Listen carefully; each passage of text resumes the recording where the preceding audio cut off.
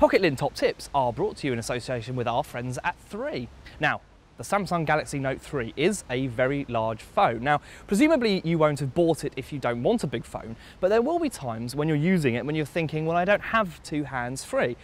But Samsung has thought of that. There are a number of modes built into this phone that are very, very helpful. Now, the first, probably you've heard of, is one-handed mode, and that moves the keyboard to either side. Now, that keyboard is switchable when you've done that, so that you're able to choose whichever hand you've got it in, which is very useful. Once you've done that, you can type easily with the phone in one hand. No need to support it with one and type with the other. The second mode is even more useful, and it's called Use for All Screens. Now, what that means is that the phone can shrink the screen down, so it just occupies one corner. Now, you can also move it all around the screen, so if you're holding it at the top, you don't need to worry.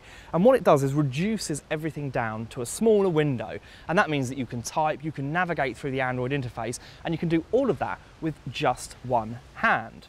And finally, there are two other things that Samsung allows you to do with the one-handed mode. The first is the calculator, which is kind of useful if you use the calculator a lot. Personally, we don't. But the other is that you can put the lock pattern in a place where you can access it with one hand too, and that is much more useful because you're far more likely to be using the unlock pattern with one hand.